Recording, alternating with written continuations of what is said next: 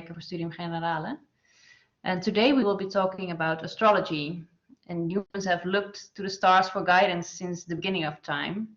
In fact, astrology has been around for thousands of years. But in recent years, there seems to be an enormous revival in interest in astrology. Well, in fact, according to Google Trends data, the terms birth chart and astrology have never been more searched for than in the past 3 years. So, can we say that there is an astrological hype today?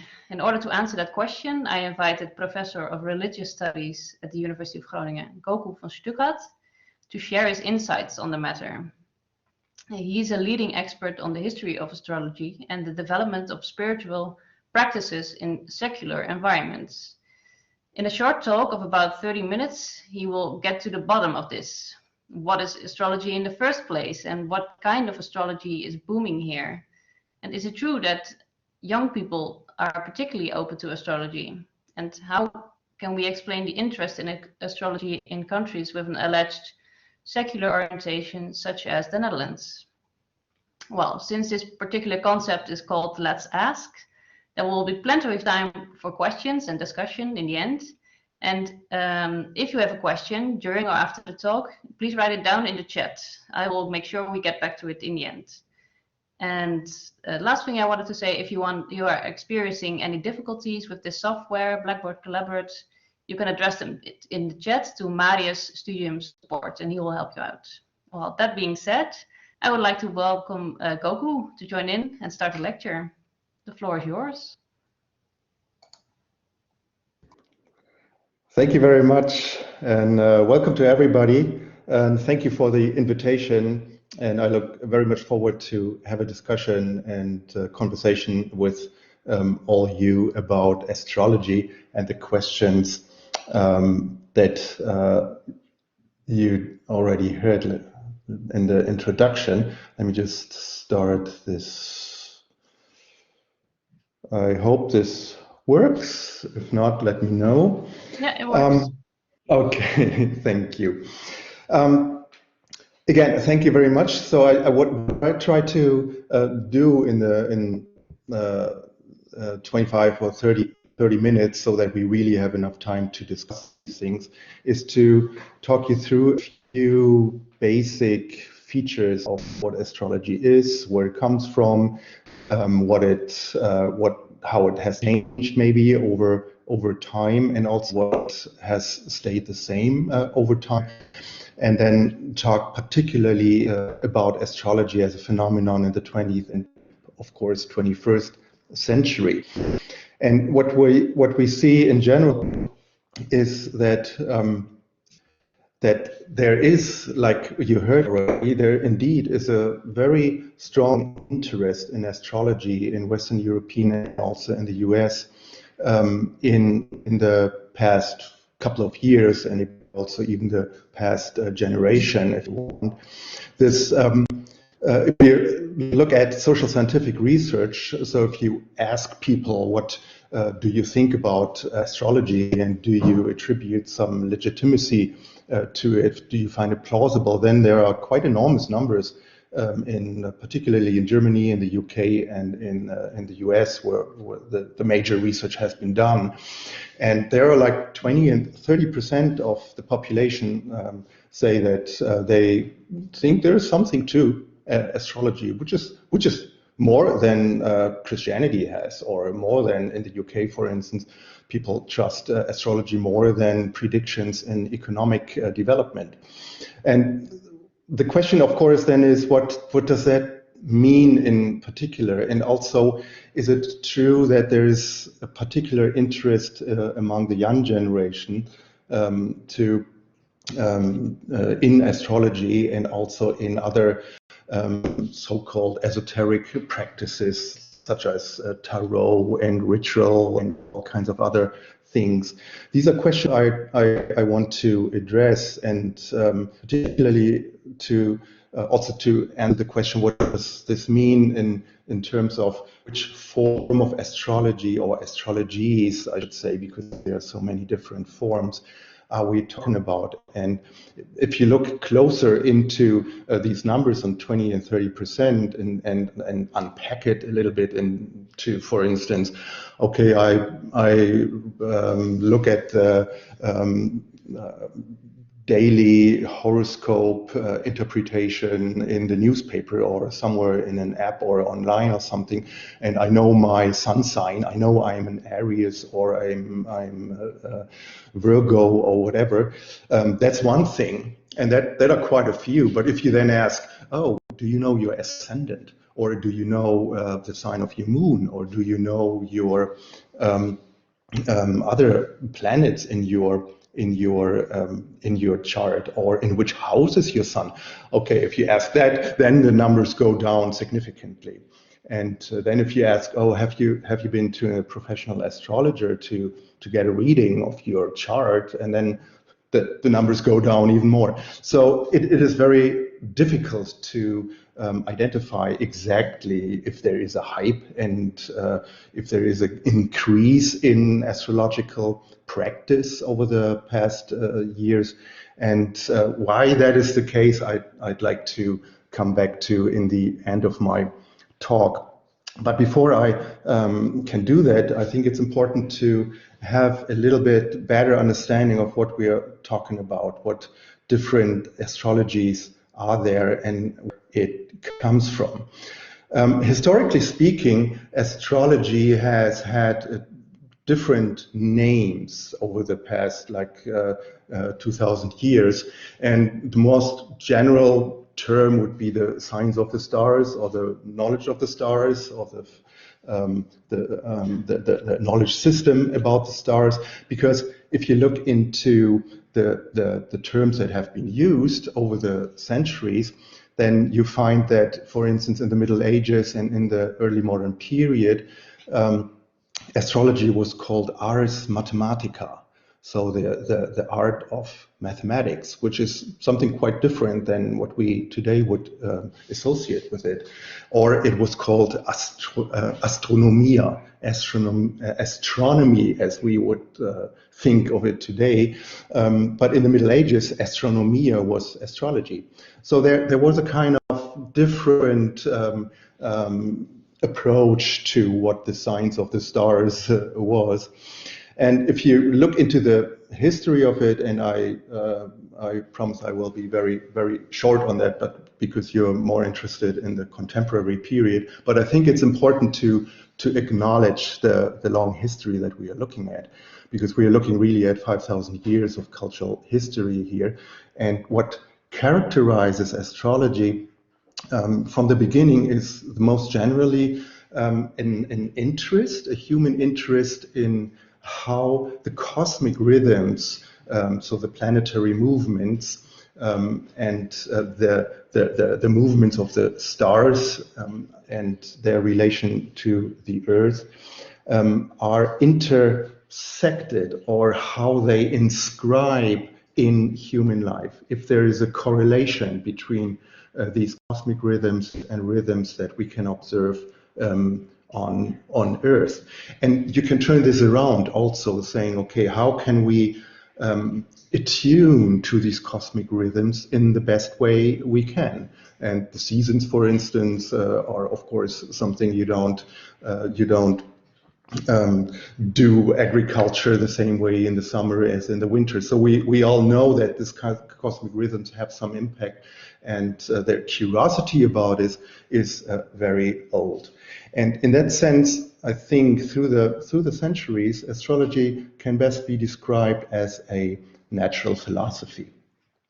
And this natural philosophy engages the correlation of heavenly phenomena and things on Earth.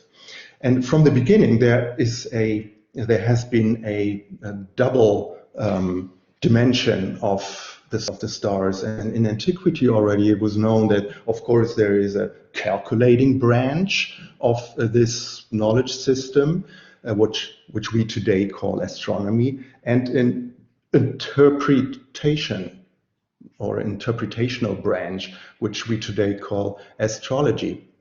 And these two branches till basically the 19th century have been regarded as two parts of a unified system of knowledge. And these two branches can also be looked at in terms of what philosophy of science calls empiricism. So you observe and you build hypotheses and then you test these. So there is an empirical part of this. And there is also the hermeneutical part, because astrology always asked for, okay, it's not only to calculate when there will be a kind of event in the sky, but also what does it mean? What is the quality of this for earthly matters, for things on Earth? And I gave you two examples here. One is the earliest depiction of the sun, of the sky in human history, as far as we know, the Nebra sky disk from Germany, which is 2000 BCE around, and that is already a kind of calculation. It is an intercalation rule taken over from Babylonia, maybe. We don't know exactly, but it's very interesting, of course. And it's at the same time a kind of ritual object, because it's made of gold. It has a certain ritual dimension as well. So how we can inscribe our life into the cosmic rhythms. The other example is much later, not Bronze Age, but from Babylonia. And Babylonia is the area where what we today call astrology has particularly been developed from 2000 and 1000 BCE until the Roman Empire. And one example of empiricism in astrological research is what we call the astronomical diaries. This is maybe the longest research project in human history, because it was 700 years. And what did they do? The priests at the Babylonian court were just recording everything that happened. And here you have a famous tablet, cuneiform tablet describing the Battle of Gaugamela, which was a battle with Alexander the Great, 331 BCE. But they also described very seemingly arbitrary things. There was a certain revolt in a certain area, or there was a certain disease in a certain town, or a fox came into town, or other things, and they were related to then observations of the Venus. For instance, Venus is setting reddishly or with a haze or something. And this was just written down for 700 years without any comment. And what the priest had to do then, if the same thing happens again, when, for instance, Venus rises reddishly again, like 300 years later or something, they had to dive into our archives and had to check, okay, what was last time? Oh, there was this disease, or the king should be careful with that region. Maybe there is a revolt or something. So just to give you an understanding of how these interpretational rules, that some of them are still used today, have been come into practice over a long period of time. I use this example because it is a clear indication of that we have in this knowledge system, we have a combination of empirical research and testing of hypotheses and further development of these theories. And of course, also a lot of kind of open interpretational field that is part of this practice. And then to jump all the way through to the 19th century, in the Roman Empire, and then later also in the Middle Ages and the early modern period, the classical, and the classical means the ancient knowledge system of astrology, was developed further, particularly with new calculation algorithms from the Islamic countries, but then also through the European reception of these new knowledge contributions and horoscope collections to test certain ancient hypotheses and rules and so on. So what developed was a complex system of calculation and interpretation. And here you have a horoscope from the 17th century, where this is how it looked like, basically, how they put in the position of the stars into a matrix and then had kind of elaborate interpretations of what that might mean for the life of this person who has this birth horoscope. And you could apply this to various fields like political questions, like not only individual horoscopes, but political questions, also to events. I later have the horoscope of this event that we have tonight here. You can cast a horoscope or draw a chart for basically everything, and then compare this in a very complex way. And through the centuries, astrology has been an integral part of philosophy, of science, of agriculture, of politics, of religion, the arts, and so on. And one of the interesting things for me as a cultural historian about astrology is that it really depends on how you approach it, what it is. It can be a religion, it can be a philosophy, it can be a scientific thing, it can be something that is psychological, that comes later, or something that is just related to the art or to agriculture and so on. And all of that is a cultural feature of this knowledge system that has been quite central in many parts of European culture. All right, but what happened then after 1900? On the one hand, you think, okay, we have the Enlightenment, we have then all these revolutions, industrial revolutions and technological revolutions of modernity and so on. But what you see is, when it comes to astrology, on the one hand, you see a polemical split between astrology and astronomy. So the unity of this knowledge system was broken apart in the 19th and particularly the 20th century. And if you look at astronomy today, astrology is the significant other of astronomers. Yeah, they really hate astrology. Astrologers don't really hate astronomy because they still use it. But there is a certain binary that you do either astrology or astronomy, and astronomy is the scientific thing and astrology is a superstitious thing. So this polemical split is quite recent, and I think that's important to know. At the same time, what you see in the 20th century is a revival of astrology, notably outside of the university. Yeah? But in popular culture and also in psychology or in popular psychology, astrology has received a lot of attention throughout the 20th century. And the reasons for that are particularly two influences. The one is what I call the psychologization of astrology, and that has everything to do with Carl Gustav Jung and his theories about the soul.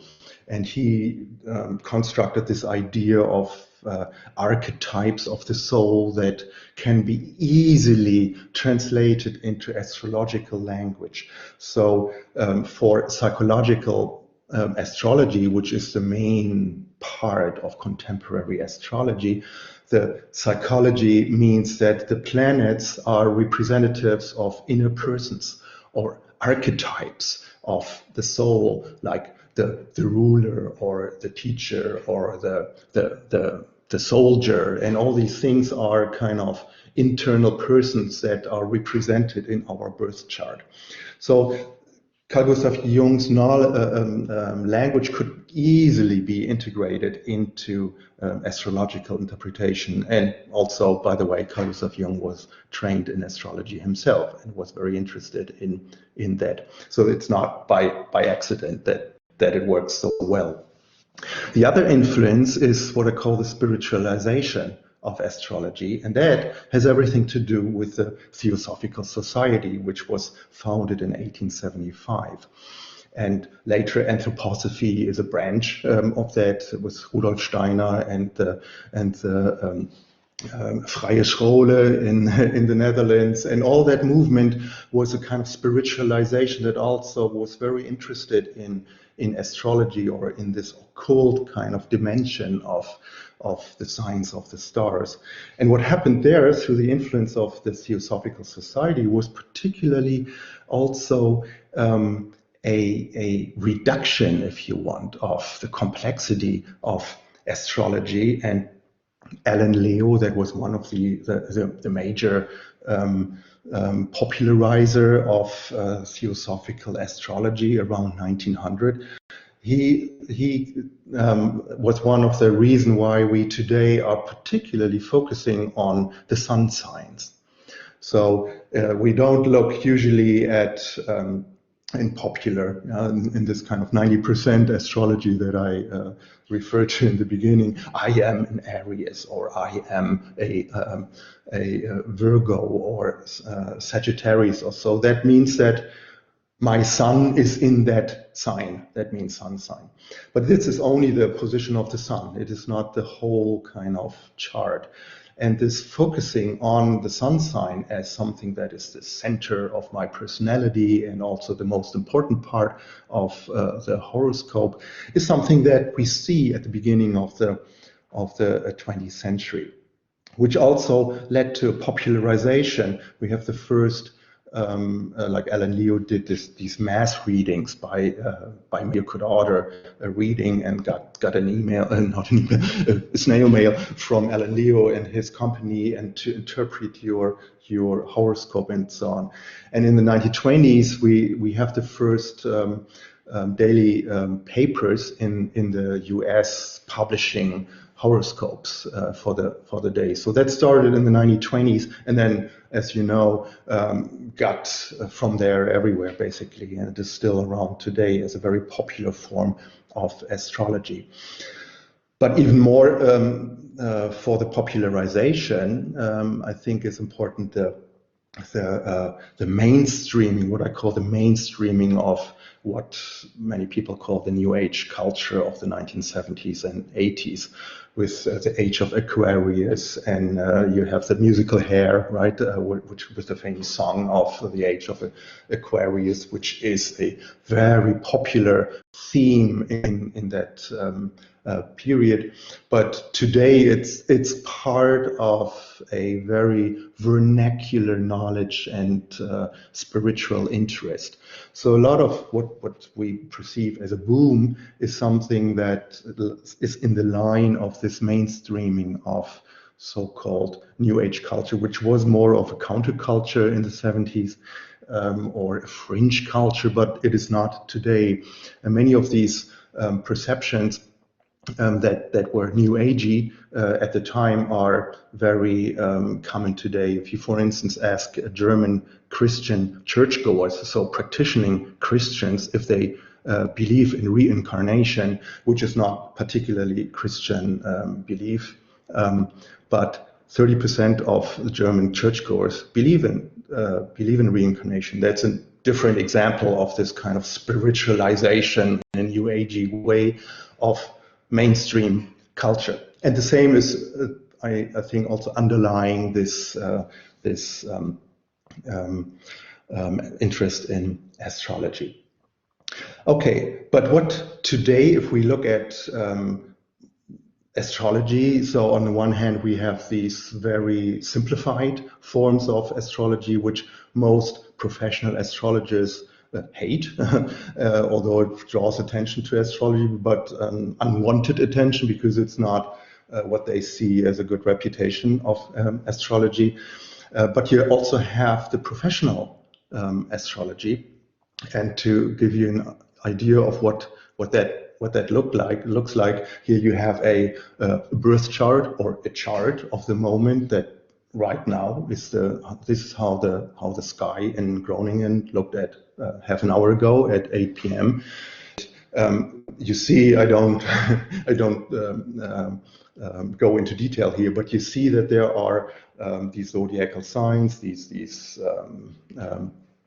colored symbols, and in the middle you have the planets, and the sun is only one of that.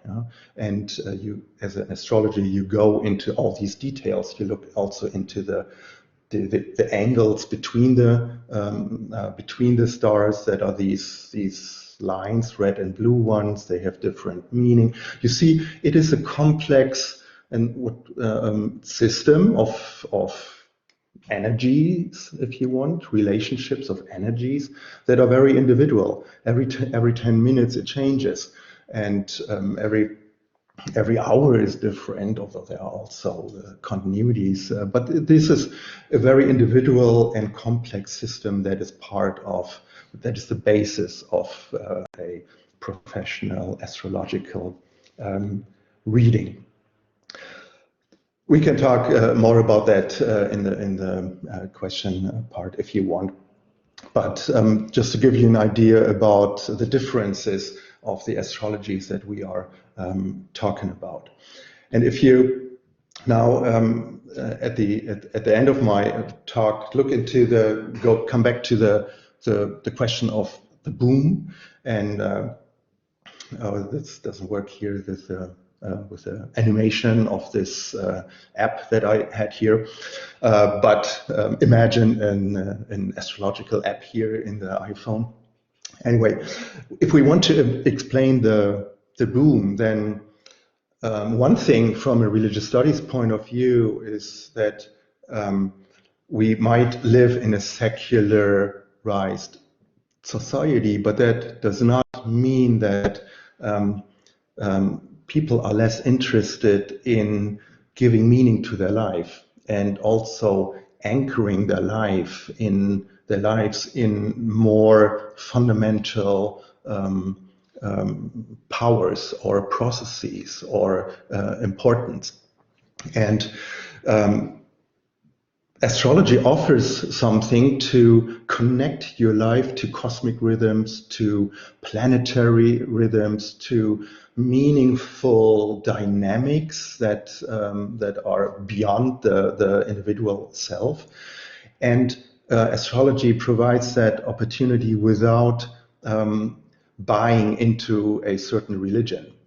It is a neutral language that can be just psychologically interpreted, that can be spiritually interpreted. You can work with it in different ways. It can be just a kind of curiosity about what is my personality and so on. Like we also do psychology tests somehow. What is my personality? Am I introverted or extrovert? All these things are something that astrology certainly offers without being religious. And you can easily combine this kind of playful approach to the cosmic meaning of my life with other spiritual practices. And that's something, although I don't have hard data on that, but that is something that I observe quite strongly, particularly in large urban contexts such as Berlin or London or New York. So where you see a certain playfulness. It is not only this professional psychological astrologer that you have to go to learn something about your own life, but you can also just go to someone and they read your chart and maybe also very professionally, but they also combine it. They draw a tarot card with it. They put up some incense that matches your sun sign or your moon or whatever, and they put candles up and they have a ritual around it to conjure up some powers or to focus, and all these playful kind of spiritual arrangement caters to a lot of people today, and I think particularly also to younger people who are not raised in a kind of religious tradition, but are curious about playing with all these ingredients, and it's very meaningful for them. And the last point, and that is very, very important, I think, is the internet. So if you look at this app that I had here on my slide, that is the Chani app, Chani Nicholas, which is one of the most influential or most downloaded apps on the internet. And 20 or 30 years ago, Chani would be, as a professional astrologer, would just have kind of center somewhere in the US where she works and draw her kind of clientele, of course, and do readings and maybe offer workshops and offer also training for professional astrologers. But it would be limited to a certain group in certain area. And today what we see is a globalization of these apps. So there are hundreds of thousands of downloads of all these different apps, and they are easily accessible. You can just play with a couple of them. You can calculate easily, but you also get interpretations in a very simple way through internet. Plus, there are all these social media forums that help you to find your way in it and navigate the complex world of astrology and combine it to all kinds of other spiritual ideas and practices.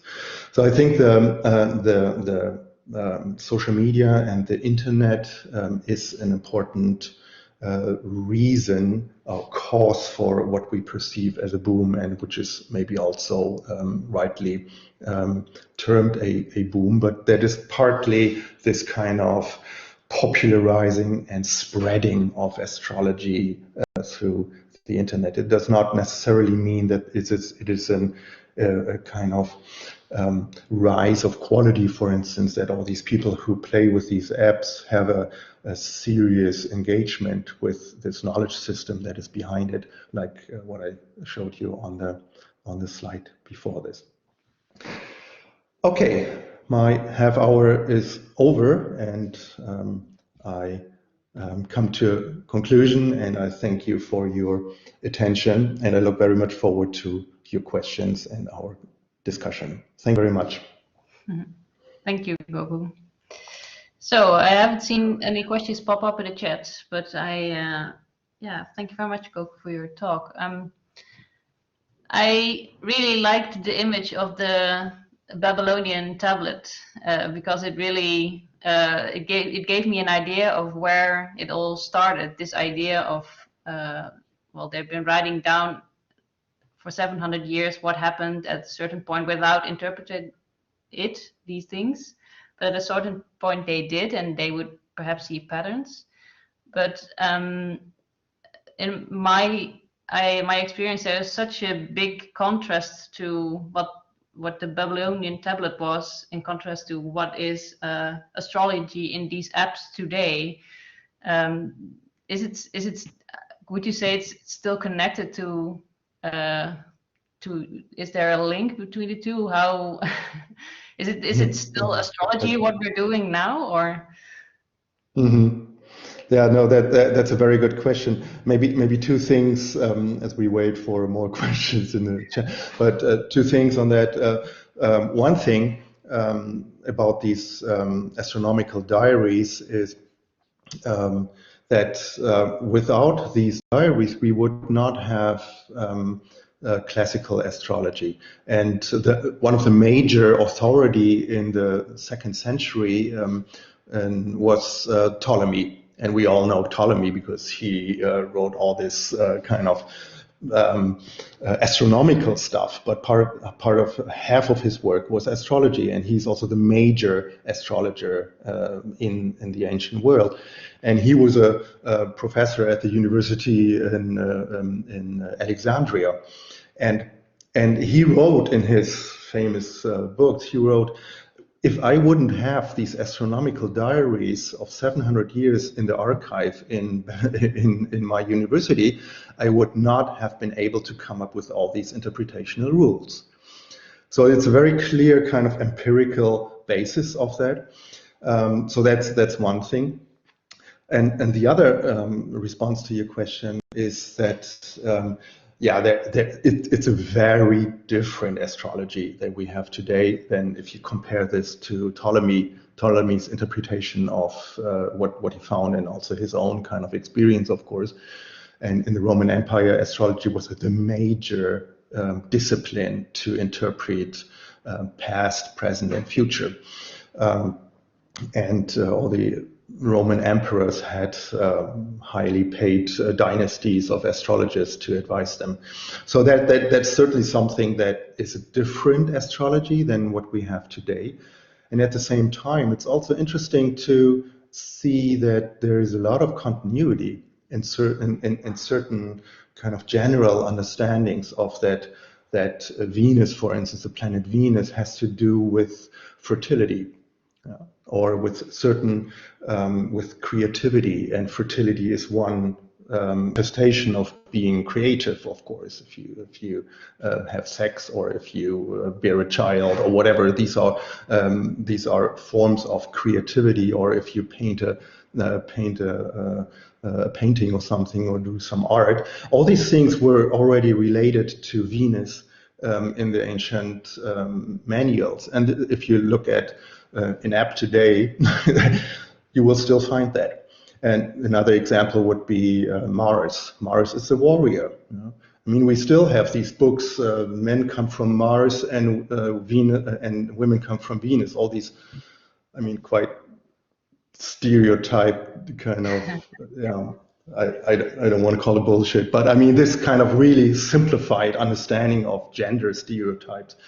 And there is a certain continuity, because in the Mars interpretation of the ancient manuals, you also have Mars, which is of course the god of the warrior, the active principle, and the dynamic and war principle that is a kind of general connotation of this. And it is still, if you look at today's interpretations, you still find this interpretation of Mars in your chart. This is the warrior in me, or something. And the psychological interpretation is, of course, something that is not in the ancient context. They were much more interested in, and basically through the centuries, they were more interested in, okay, what does that mean for me? What can I expect? Which will be the how many children will I have? Will I be rich when I'm, and how old will I get? And which are the illnesses I have to prepare for? And all these questions were much more questions that were the reason why people went to an astrologer in the Renaissance or early modern period. And this psychological kind of inquiry is something that is certainly different from these older traditions. Great, thank you. Yeah, I had an additional question. So how does astrology arrive at its findings? So that's the first part, but also how is plausibility established in the process of these astrological interpretive practice? Because I saw this item by the NOS journal, the Dutch journal, and they were asking people, well, they read the horoscope of this person of that day, and almost everyone recognized something about themselves in this text. So does the plausibility come from that, or how has that evolved over time? That yeah, people believed it in a way, one way or another, or they stick to astrology. Yeah, there are many, of course, different ways or different dynamics involved there. And if you look at this very simple kind of testing or questioning, then there's also a lot of self-fulfilling prophecy in that, or you want to recognize something in it, and then sometimes then you read the interpretation for a different sun sign, and you also find that quite plausible. So there's a lot of vague kind of, you can easily see something in it if you want to. If you look at the more professional reading of a chart, like this diagram that I had on one of these slides with all these factors, it's much more precise, of course, because you have all these different elements of a birth chart, and the astrologer then goes through them and interprets them for you and asks about, okay, what do you, is there some resonance when I say this? You might, I don't know, have a problem with authority or something, or maybe you had a very strict father or mother, and you weren't able to develop freely, and that is a very general kind of translation into language of a certain position, maybe of a planet in your chart, and then you build up the and that's basically a fact. So you have a certain constellation there with Saturn and Mars in combination or whatever, and so there is a kind of blocked energy maybe that you see as an astrologer in the chart, and that's the calculating part. But then the interpretation starts. What does it mean? Does it mean that I had problems in school because I hate hierarchies, or I don't know. And then what usually happens is that in the conversation with the client, this the materialization, the manifestation of this very general constellation of energies is then discussed. And so the meaning and the meaning of that constellation is also then built up in the situation, and that is part of the plausibility, I think. It is, and if you think of that critically, then you come, of course, there's a lot of space for projection and counter projection and all kinds of psychological dynamics that go on in situations like that. Not much different from a psychotherapy, of course, because we also know this from psychological settings, that you have this projection between client and psychologist and so on. But that also happens, of course, in these readings. And part of the education of professional astrologers then is to be aware of that, and then to be careful not to put too much into that. But it's certainly also part of the playfulness of this, and one reason why it really works for people. And if you ask people about their plausibility experience, or their how happy they are with a situation like that, then the numbers are very high when it comes to these readings, much higher than if you have a kind of arbitrary testing of horoscopes. Yeah. Some questions popped up, quite some actually, in the chat. In the meanwhile, to make this a bit more interactive, I would like you to maybe unmute your microphone and ask the question in person, so we know you're actually there. Simona, would you like to ask your question in person, perhaps? You can now unmute your microphone, if Marius made that, enabled it.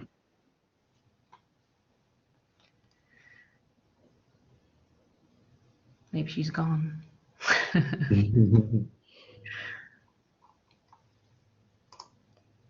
Let me see. Yeah, she's still here. Well, I'll ask it for her. I have observed astrology being popular mainly among young women.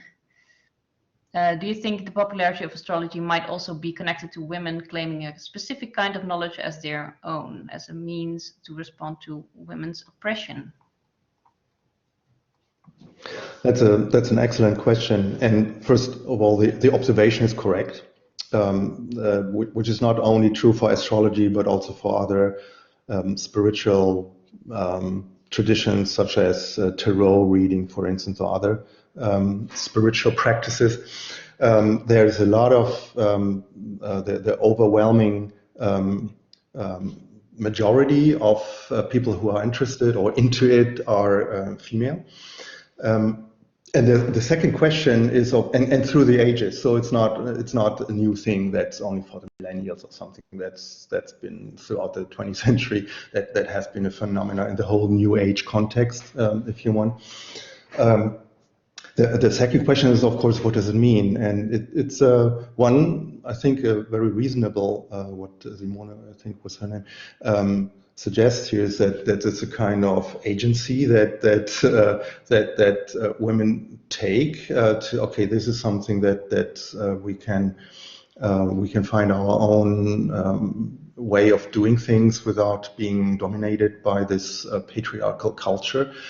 That's one aspect of it. It's certainly a gendered phenomenon in itself, and that can have different elements. Of course, it's the stereotype that men are more critical, more rational, more less inclined to do spiritual and occult stuff and so on, are less sensitive to that. But that's, of course, as we know, this is a social construction that has nothing to do with male and femaleness, but it's a product of societal of patriarchal culture. And that also is represented sometimes in then interpretations of, for instance, astrology as Venus as female and Mars as male and all these things. So it's certainly a gendered dimension to it. It could also be that that women then actually embrace this in a way, which feminists might also think this is, we would need more men embracing it to actually fight this patriarchal stereotypes. And luckily, there are also more men, I think, particularly also in the younger generation, I think, being open to that. So it will be interesting if that changes over time. But there's certainly a kind of or circular understanding of gendered stereotypes we see here. Interesting. Marjoleine, could you share your question?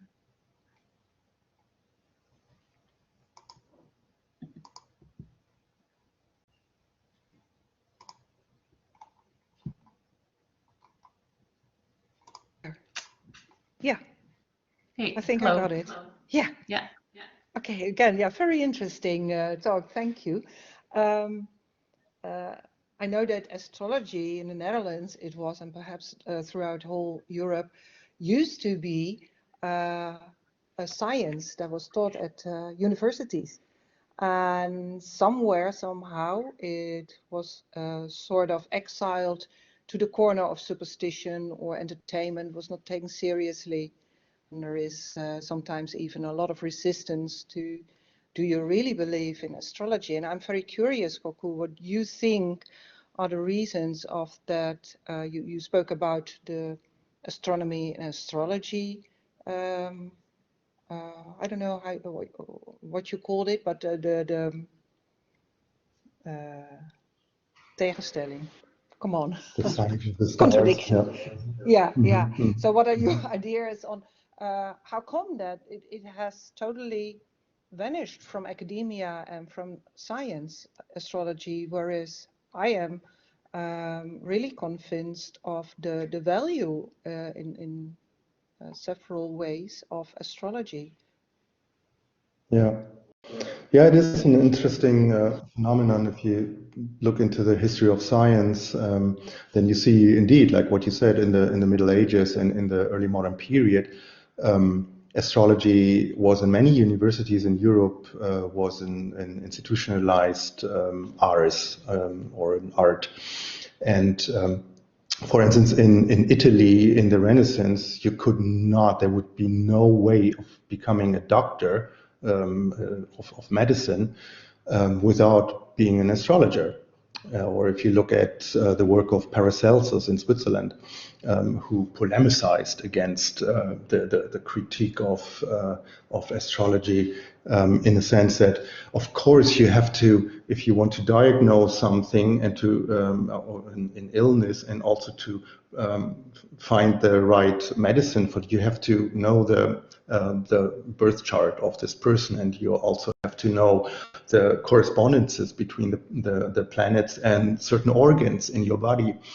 But even more, you cannot just, that's Paracelsus, right? He's very polemical. Of course, he was polemicizing against the claim of repetition, of experimentation, and repeatability, because of course you cannot repeat in a simple experiment under different planetary constellations. So if you have a plant that you harvest on a full moon, or when Mars is in culminating or something, that's the only period where the medicine will be strong, and that has to be related to the chart of the patient. You have to do this, and this is not repeatable, of course. So there's a lot of knowledge there has been created. That was necessary to become a doctor of medicine in the period, and there are other examples too. Professors had to write prognostications for the next year, for instance, for the princes in Germany and in Central Europe. So there was certainly part of that, and that ended with the so-called scientific revolution.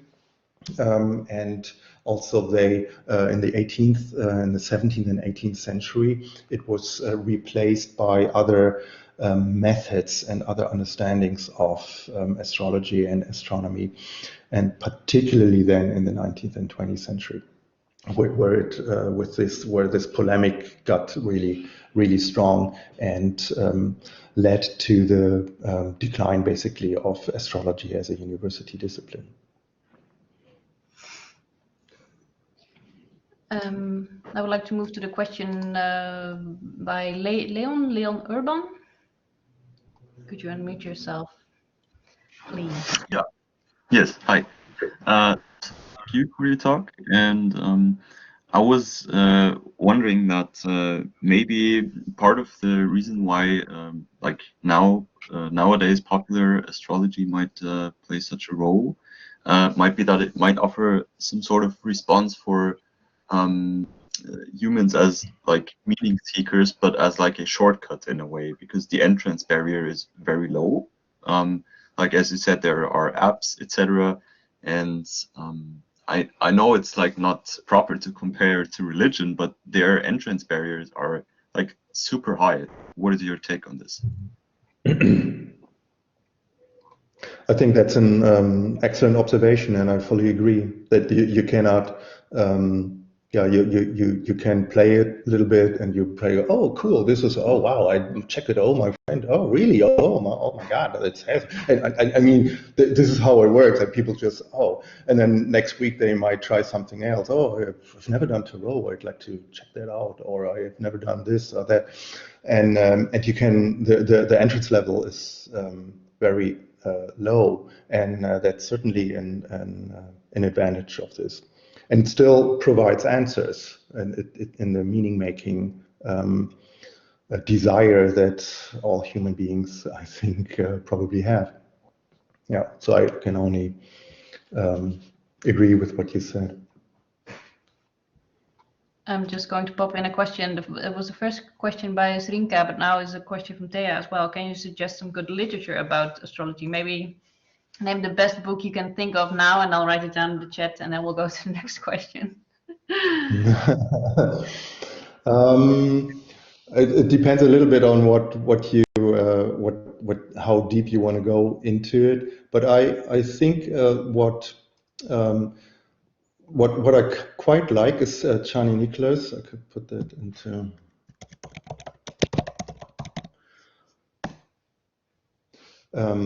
Just Google her book. She only has one book. But what I like about her, and it's a particular, it's an introductory work if you want to find out something about what is astrology in general. But what I like about Chani Nicholas' work is that she is non-binary.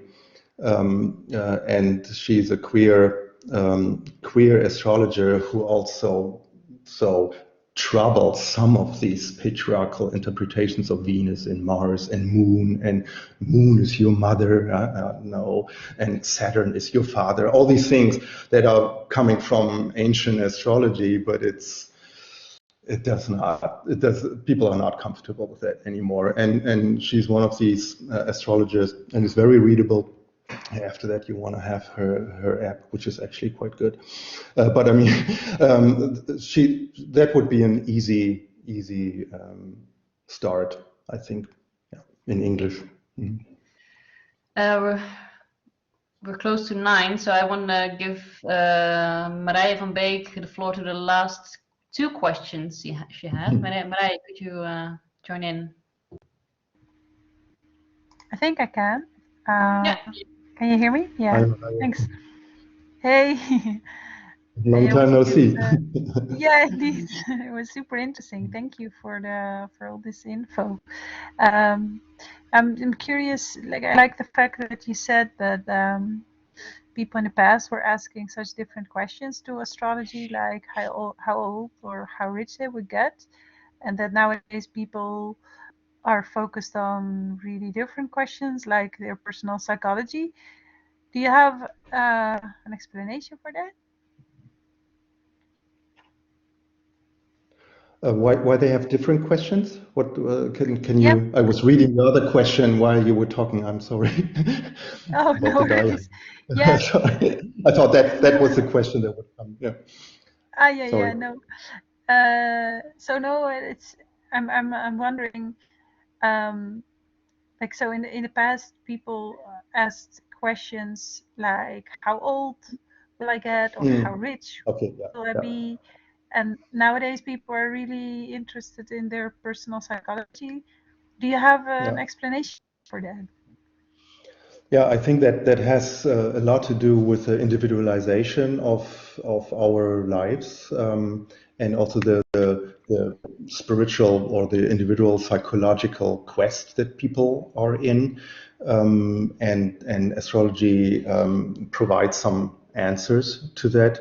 The other reason is that there's a lot of criticism on the deterministic aspect of astrology. Like, okay, you will die with 53, you will die, or something like that. Or you will have cancer when you are 32 or something, and you will have 3 kids, or you will have this. So there's a lot of critique, and astrology is also not always very good in these prognostications.